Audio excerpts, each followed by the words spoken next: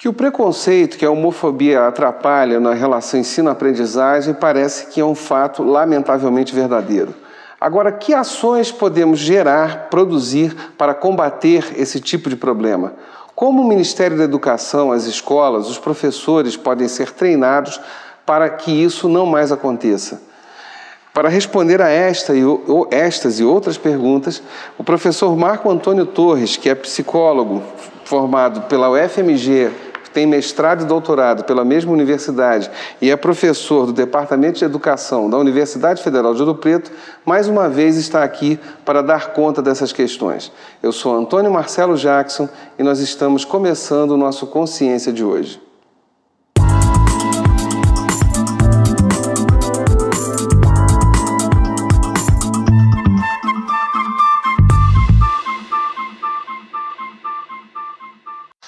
Bom, Marcos, obrigado. O tempo estendido, né, desse tema que eu acho que é espinhoso mesmo e deve ser, é um dedo que a gente tem que colocar na ferida, é uma ferida que não pode ser deixada de lado. E aí eu queria retomar essa discussão que a gente teve num programa anterior, que acho que você explanou de forma magnífica as várias facetas do problema, mas aí como é que fica então a escola, como o Ministério da Educação está promovendo alguma coisa nesse sentido para combater esse problema? Como o professor, ele é preparado para isso? Como é que está essa situação nos dias atuais?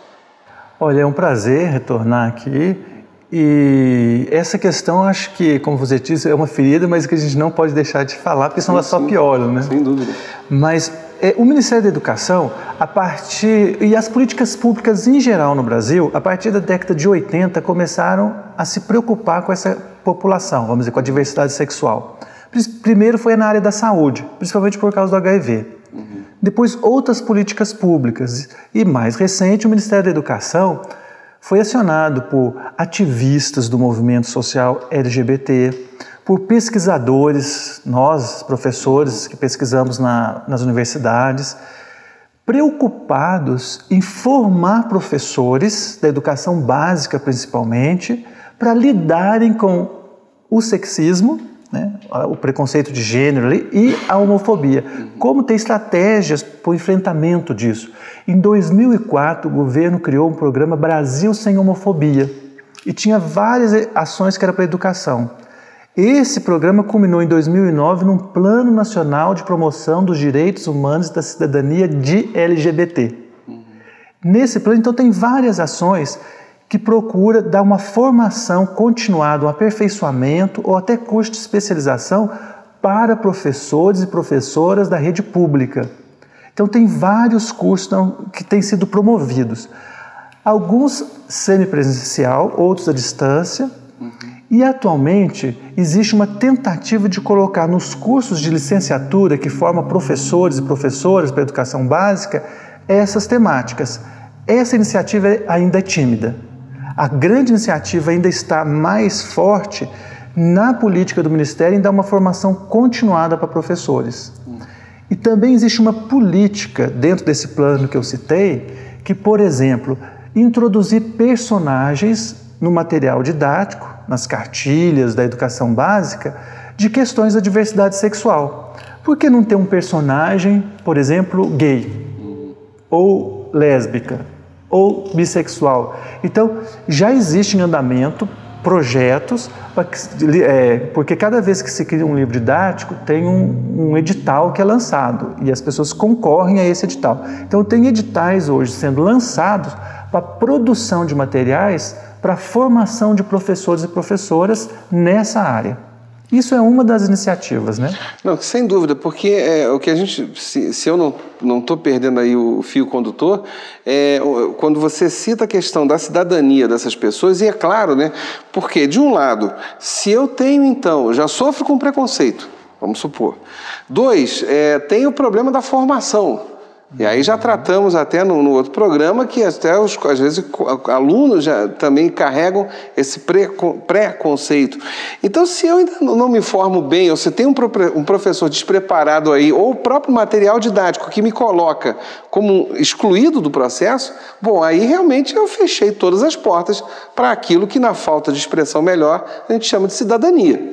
Né? Correto. Me parece que aí todas as portas se fecham. E aí exatamente combater isso.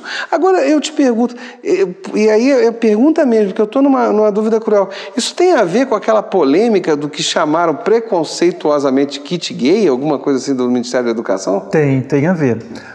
O nome oficial era kit de combate à homofobia. Isso eu sei, mas eu só tratei do que foi preconceituoso. Na mídia, claro. Até hoje o pessoal chama de kit gay. Né? O pessoal tem, mas é um kit de combate à homofobia. Na verdade, aquele material sai de uma pesquisa que é feita no Brasil, que chama Escola Sem Homofobia, e ela é uma pesquisa ampla, e os professores solicitaram que eles precisavam de materiais para trabalhar. Na verdade, foi uma demanda dos educadores e educadoras. Falaram, olha, a gente não sabe lidar com esse tema, como trabalhar? Se criaram alguns vídeos, alguns materiais orientativos.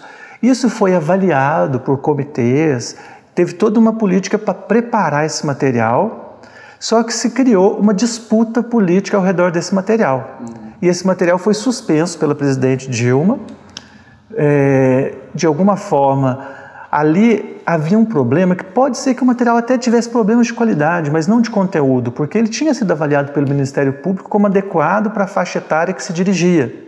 Mas se criou um cavalo de batalha. Então, aquela discussão ela estava muito mais alicerçada nas emoções de quem debatia sobre o kit do que pessoas que realmente viram esse kit, analisaram esse kit. Então, houve mais um problema ali de desconhecimento e preconceito. Aí sem preconceito, não, sim, porque eliminaram sem conhecer. Agora, esse kit, essas políticas que estão ao redor disso tudo, deriva lá daquele programa Brasil Sem Homofobia de 2004. Então, existem outros materiais que têm sido preparados. E esse kit, eu acho que ele ainda vai acabar voltando à cena pública, porque nessa pesquisa e nesse trabalho foi investido recursos públicos de mais de R$1 milhão. E hoje tem que se pensar nisso, né? Não, essa coisa do preconceito na área política, e aí eu sou cientista político, eu conheço um pouquinho de como é que isso funciona, apenas faço uma citação rápida. Há muitos anos atrás, na época da Constituinte de 88, um determinado sujeito, defensor dos chamados ruralistas, tá, que está atuando na área política até hoje, ele chega e fala assim, ó, conseguimos embarrear a reforma agrária, agora eu vou para a Europa para ter um banho de civilização. Ou seja, o preconceito no Brasil, ele quer que continuemos na barbárie, achando que o outro é bom, mas o bom não pode ser para cá. Mas aí é uma outra conversa que chega a ser até um pouco pior. Gente, vamos dar um intervalo de 1 minutinho, a gente já volta com o nosso papo que está muito bom.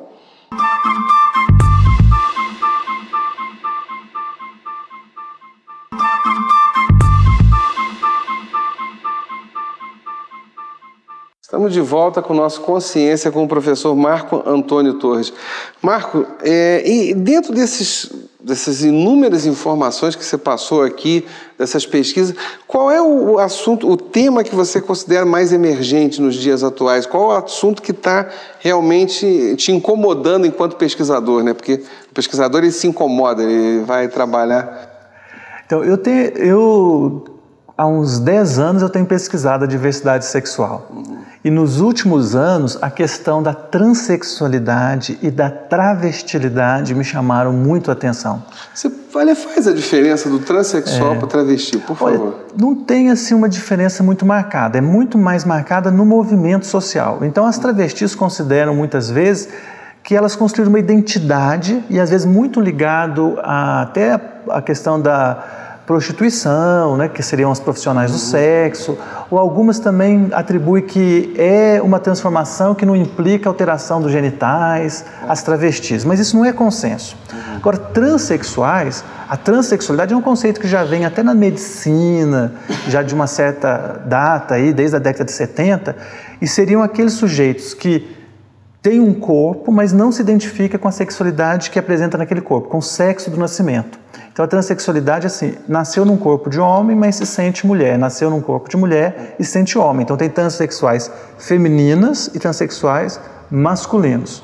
Eu tenho trabalhado com transexuais femininas, quer dizer, nasceram num corpo de homem, mas ou por meio cirúrgico, hormonal, foram se transformando, né? Elas até usam o termo transformação, transformaram-se em mulheres. E eu acho importante, porque dentro do grupo, não é bem um grupo, mas dentro das sexualidades todas, travestis e transexuais são alvos mais factíveis da homofobia. Até eles usam o termo transfobia, que, por exemplo, é o grupo que está mais ausente da escola. Na escola você ainda encontra um número de gays, de bissexuais, de lésbicas, mas travestis e transexuais, ou elas fazem a transformação quando já estão fora formada, porque quando fazem durante o período é uma hostilidade tão violenta que elas não suportam ficar. E eu trabalhei nas minhas pesquisas, descobri que havia professoras travestis e transexuais. Falei, como chegaram a professoras, sendo que a maioria não consegue nem estudar, né? Grande parte das travestis que trabalham aí no dia a dia, na rua, em salão, você vai, elas não conseguiram nem estudar. Mas muitas delas se transformaram depois já de formadas. Já estavam terminando a formação e aí fizeram a transformação. Então talvez isso é um indício. Mas o interessante é que no Brasil hoje eu já localizei com um grupo, que existe um grupo delas, de professoras trans, que elas chamam, né? Que tem mais ou menos umas 100 professoras que estão na rede pública da educação básica. Espalhados pelo Brasil? Espalhadas pelo Brasil. Algum estado que concentre mais? Você Nós ainda não levantamos essa estatística, não. Mas tem algumas coisas curiosas. Por exemplo, aqui em Minas, nós temos uma professora travesti no Vale de Jequitinhonha, que é uma pessoa militante, amada na comunidade, tem um histórico religioso, foi catequista na comunidade dela. Depois, por preconceitos, acabou deixando esse local e hoje está só na educação, nas políticas públicas. Nós temos aqui em Minas outras transexuais que atuam nas políticas públicas, inclusive em cargos importantes aí. Tem uma que é professora da CATEPOL, da Academia de Polícia. Ela dá aula, Valquíria La Roche, é uma figura conhecida em Minas, ela também tem um cargo no Estado. Então, nós temos hoje assim, esse sujeito. A pergunta é, se há tanto preconceito, como que elas conseguiram? É a pergunta que inevitavelmente eu te fazer. Então, eu sempre gosto de dizer que quando eu vou entrevistá-las, vou fazer observação de campo, vou em sala de aula com elas, né? Eu falo assim, olha, vocês têm que nos contar como furar esse cerco. Para nós, educadores, educadoras, como furar esse cerco. E uma coisa que eu consigo perceber claramente, essas professoras, elas são extremamente competentes naquilo que fazem. Elas têm que ser muito competentes como educadoras. Então, a professora de matemática, ela sabe matemática, muitas vezes, muito bem. Desenvolve projetos inovadores nas escolas que estão, porque ela sabe que se ela tiver um deslize, ela vai ser mais perseguida. Vai ser, talvez, apontada lá, olha, tá vendo? Não serve para professora. Mas porque é travesti. Agora, uma coisa que você percebe que elas são inovadoras e amada pelos alunos. Os alunos e alunas têm um carinho com essas professoras, que geralmente elas são muito homenageadas por turma. Os pais, eu entrevistei uma professora no Paraná, os pais da escola já conhecem o trabalho dela e pedem para que os seus filhos sejam alunos dela, daquela professora que é transexual, porque eles confiam na competência e no trabalho dela. Então, de algum modo, eu acho importante divulgar o trabalho dessas pessoas para desconstruir isso que eu chamei de monopólio dos afetos. Para mostrar que talvez são sujeitos que podem ser amados e tão, vamos dizer assim, e são como nós, né? Com problemas, defeitos, mas que são sujeitos. Não, são seres humanos com qualidades e defeitos. Né? Não, porque eu me lembro, eu tive uma... Aliás, e aí pergunta mesmo, é o travesti ou a travesti? Qual é a forma correta? O pessoal usa muito o termo o travesti, mas existe uma convenção para a gente falar a travesti. A travesti. Mas muitos linguistas vão até arrepiar um pouco isso, mas... muitas delas falam assim, não, nós queremos ser mulher, então ser tratada pelo artigo masculino não é bom. Então a gente tem usado essa convenção. Então, aí eu já tive uma aluna travesti, tá? Não na universidade, eu era professor de cursinho preparatório no Rio de Janeiro, E o que ficou claro para mim nessa experiência é no momento seguinte, olha, quando você olha para a turma e a turma se sente olhada dessa forma, olha, aí só tem aluno, é totalmente indiferente se você é alto, baixo, gordo ou magro, homem, mulher, pouco importa, né? E na verdade, eu me lembro muito bem que essa travesti, ela acabou ainda fazendo um sucesso tremendo, que ela tinha um namorado que era um padeiro e que levava uns biscoitos lá, que todo mundo voava no biscoito. E era muito bom mesmo, verdade seja dita. Então, tinha essas coisas. Mas o que isso que você, com as devidas proporções, que eu acho que é o que você falou a respeito da experiência lá do Paraná, ou daqui de Minas Gerais. Quer dizer, olha, quando fica evidente, é lógico que aí no caso delas é um fio de navalha, né, que está se andando, né, essas travestis. Mas quando fica evidente que o que está em jogo é uma competência profissional e ponto, né, não estamos discutindo aqui gênero, não estamos discutindo nada, né, opção sexual, nada vezes nada, aí as coisas ficam bem mais tranquilas, né?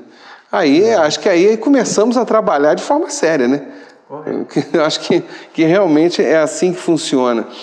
Olha, Marco, realmente foram 2 programas fantásticos. É lógico que eu sei que você continua com esses trabalhos, com essas pesquisas, e inevitavelmente vai chegar um outro momento que nós vamos ter que voltar para mais conversas. A respeito até dessas, particularmente que me interessa, dessas políticas públicas, né, do Ministério da Educação, quer dizer, como é que essa coisa está funcionando, é óbvio, sem abrir mão também do comportamento da sociedade, esses dados, né, você citou aí pelo menos 100 travestis como professores, é um dado interessantíssimo. Travestis e transexuais, tá? Enfim, agradecer e já contar contigo para próximas entrevistas. Tá? Muito obrigado mesmo. Disponha, foi um prazer. Tá certo. Gente, olha, eu espero que tenha sido tão bom para vocês quanto foi para mim. Um grande abraço e até o nosso próximo Consciência. Tchau.